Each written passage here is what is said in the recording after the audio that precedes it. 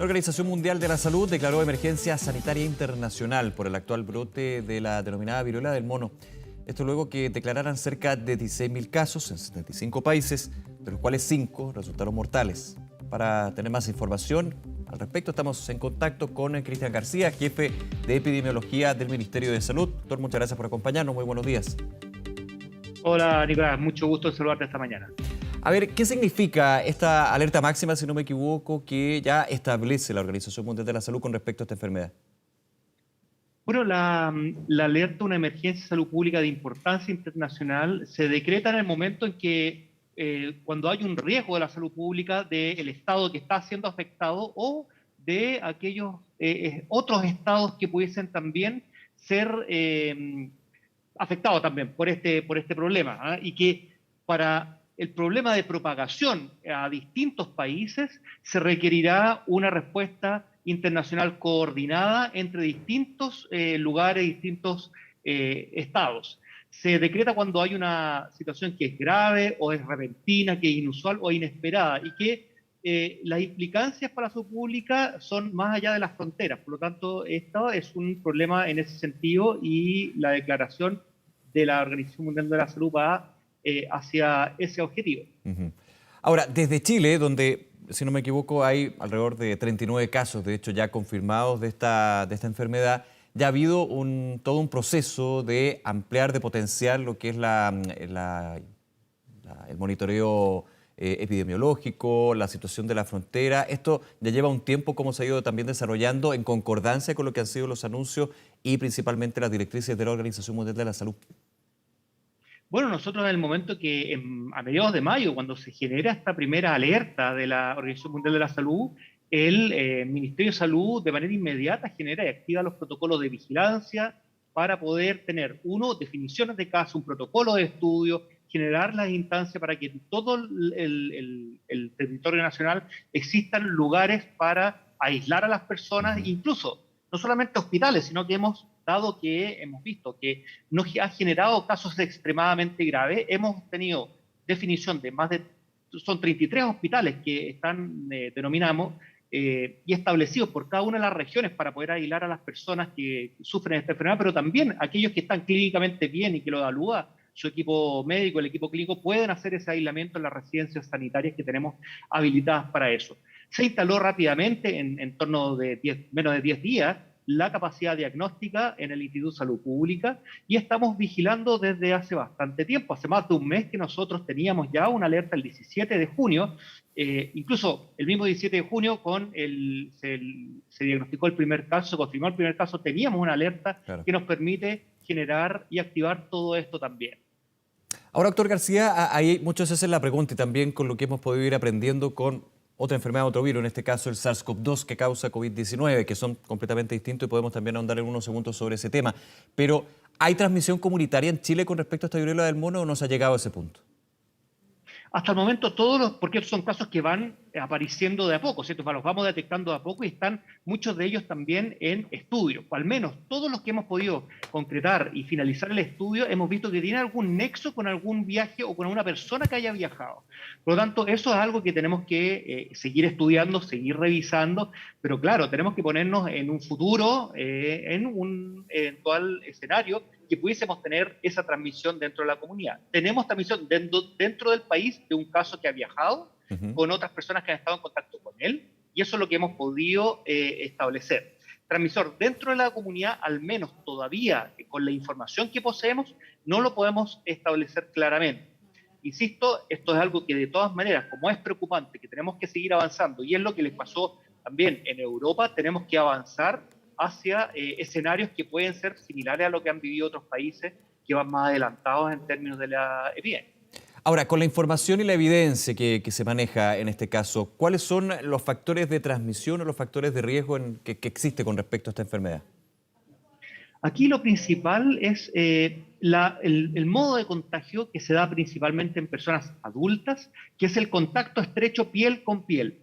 Eso es lo que hemos visto que es el fenómeno más importante y presente dentro de todos los casos que tenemos en Chile, pero también en el extranjero. Y esto de contacto estrecho piel con piel incluye las relaciones sexuales, no porque sea una enfermedad de transmisión sexual, sino que porque el hecho de estar en contacto, la piel con la piel, bastante rato y bastante cercano, estrecho, Sí. hace que estas lesiones que existen, que hemos encontrado de manera distinto a lo que se describía en la literatura, y esto también quiero hacer énfasis que los síntomas típicos de esas lesiones en la cara, en las manos, en los pies, no se están dando tan frecuentemente, sino que también se están viendo pequeñas lesiones en la zona anal, perianal, genital, y que Ujú. son los casos también que se han diagnosticado, tanto en Europa como también en nuestro país. Claro, son lesiones menos visibles o no visibles, ¿no? Y ese también es el punto.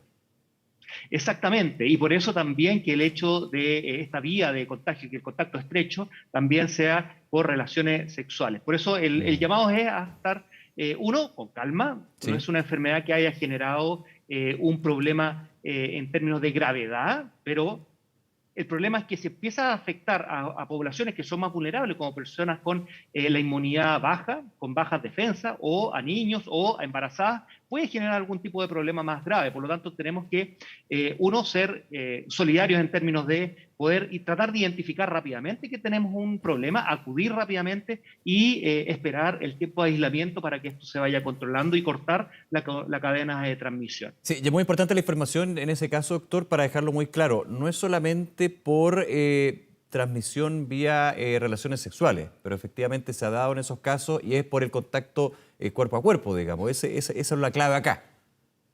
Exactamente, de Mm. la piel con la piel y piel de Piel, personas eso. que tienen alguna lesión y como bien lo describía Nicolás, muchas veces son lesiones que son difíciles de pesquisar, Claro. son difíciles de detectar, por lo tanto, eso es lo que hemos visto. Ahora, a nivel internacional, y esa es la buena noticia dentro de la preocupación, evidentemente, que se tiene que considerar en esta enfermedad y otras, hay un bajo nivel de letalidad. De hecho, de fallecidos hay un número muy bajo si lo comparamos con otras enfermedades de atención para la OMS, la primera de todas, por supuesto, lo que es COVID-19. Eso es un escenario positivo dentro de la preocupación y atención que se tiene que tener sobre este virus y sobre esta viruela, ¿no? En realidad es un tema que es preocupante, que hay que estar alerta y que tenemos que estar muy conscientes de cómo tener que enfrentarlo. ¿Por qué? Porque al día de hoy, claro, como describes, han sido pocos casos graves, pero sí puede estar afectando progresivamente a poblaciones de mayor riesgo, Ya. especialmente a personas que estén alguna enfermedad que genere una baja de la inmunidad, de las defensas, y eso va a generar casos graves y fallecidos. Tenemos la opción de poder controlar esto con estas medidas de salud pública, que es detectar rápido, de poder a las personas ofrecerle un aislamiento si su condición lo requiere en un hospital, o si no, en la comodidad de una residencia sanitaria como tenemos nosotros en nuestro país, para que las lesiones se curen, se caigan, se generan costras y después se caen las costras y una vez que la piel está indemne, la persona ya puede hacer su día normal. De hecho, tenemos 16 personas en nuestro país que han estado de alta, que ya han superado la enfermedad de manera relativamente rápida y en muy buenas condiciones además. ¿Hay efectos después de que pasa esta enfermedad, doctor? Se lo pregunto también pensando en lo que son otras, como por ejemplo COVID-19. Hay una enfermedad completamente nueva, digamos, la viruela del mono. Tiene algunos rasgos que son distintos, pero hay una larga, hay un largo aprendizaje con respecto a esta enfermedad. Ha estado presente durante muchísimos años. De hecho, hay una vacuna para la viruela. En ese sentido, ¿ha habido por lo menos evidencia aquí, nacional e internacional, de secuelas producto de esto? No los tenemos claros y eso es una de las cosas que tenemos que estar súper conscientes. Claro. Así como con el COVID hemos aprendido mucho, pero hay muchas cosas que aún no sabemos y por eso tenemos que cuidarnos, mantener la mascarilla, ¿cierto? La vacunación para el COVID, pero también para la viruela del mono tenemos que estar conscientes de que es una enfermedad, si bien se había descrito anteriormente en África y habían brotes habituales con una letalidad mucho mayor a la que estamos viendo ahora, pero esto sale de lo habitual, es un aumento inusitado, nuevo y que todavía estamos aprendiendo. Por lo tanto, hay que estar bien conscientes de que todavía hay muchas preguntas que todavía tenemos que responder. Y eso lo vamos a ver en términos de el futuro y las Ujú. posibles secuelas a medida que la información y el tiempo que pasen las personas con la infección podamos levantar ese tipo de información y que la Organización Mundial de la Salud también nos vaya orientando respecto a eso. La vacuna contra la viruela, se pueden preguntar muchos, ¿tiene efectos también sobre esta enfermedad específica? Hay algunas vacunas que han sido aprobadas en algunos de los países para esto, el año 2019, y también hay algunas antiguas para la viruela que se ha visto que tienen algún grado de efecto. Las vacunas no están fácilmente disponibles en el mercado mundial y en ese sentido se ha recomendado algunas de ellas, las nuevas, con un uso principalmente experimental, con ciertos protocolos, ¿cierto?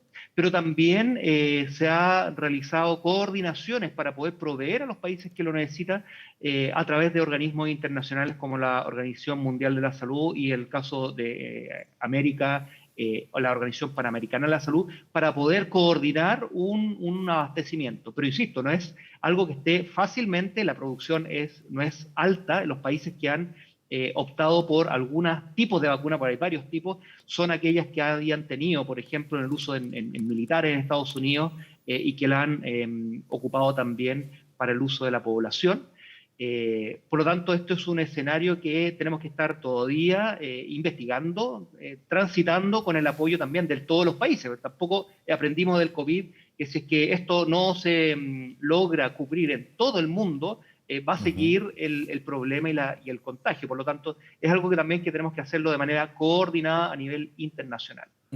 Por último, doctor García, y agradeciendo estos minutos y aprovechando esta conversación, le quiero hacer una pregunta. Yo lo comentaba al principio del programa, aquí en la mañana informativa de Canal 24 Horas, que ya hay nuevas recomendaciones de otros organismos de salud con respecto a COVID-19, con respecto a esta quinta dosis o tercera dosis de refuerzo. CABEI ya hizo su recomendación de que tiene que ser suministrada una nueva dosis para grupos de riesgo. También el Colegio Médico ha dicho que sea lo antes posible. ¿Se está considerando esto, lo que dice el Colegio Médico, en tiempos de la premura para que grupos de riesgo tengan una nueva dosis de refuerzo contra COVID-19 y si ya se están estableciendo algún tipo de fechas? Porque por lo menos desde CABEI, Colegio Médico, otros organismos y expertos se ve bastante necesaria esta quinta dosis, pero focalizada, no para público en general. Sí, bueno, es importante que las futuras dosis nunca están descartadas y van a estar a la disponibilidad y la decisión va a ser en base a la evidencia que podamos tener. Chile, junto con Israel, son los países que más avanzados tienen el análisis de las dosis sucesivas. Y en ese sentido se han analizado los datos que tenemos, se ha visto que todavía, a pesar de que ha pasado bastante tiempo, hay un nivel de protección aceptable y bueno dentro de la población. Y hay otro punto que hay que ser muy consciente. Las vacunas que se obtienen hoy en día son vacunas que están diseñadas con el virus del SARS-CoV-2 original. Y hoy día tenemos la circulación de variante Omicron, que es distinta, tiene variación respecto a la original, y la BA4, exactamente, y las subvariantes BA4 y BA5 que se alejan aún más. Por lo tanto, creo que es importante también ver ese escenario en términos de que si se van a avanzar también en esta medida, hay que considerar que el virus ha cambiado mucho y la efectividad de las vacunas originales pueden cambiar de manera importante, y eso en ese sentido tenemos que optar por la mejor opción que pueda existir para proteger a las personas. Ahora, desde el Ministerio de Salud entonces, doctor, todavía no hay una definición de cuándo, pero de todas maneras, nos tocó conversar de hecho aquí con la doctora María Begoña Yarza, de todas maneras se considera que va a ser necesaria esta quinta dosis, pero no hay más que claridad, todavía no hay una definición de cuándo comenzaría a suministrarse, ¿no? No, se está en evaluación constante y en el momento que tengamos los datos y la evidencia que nos permite tomar la decisión, se tomará o se mantendrá en evolución y en análisis permanente. Perfecto, doctor Cristian García, jefe de epidemiología del Ministerio de Salud. Muchísimas gracias por estos minutos y esta conversación, doctor. Que esté muy bien. Muchas gracias, que tengan muy buen día. Muy buenos días. Buena semana también.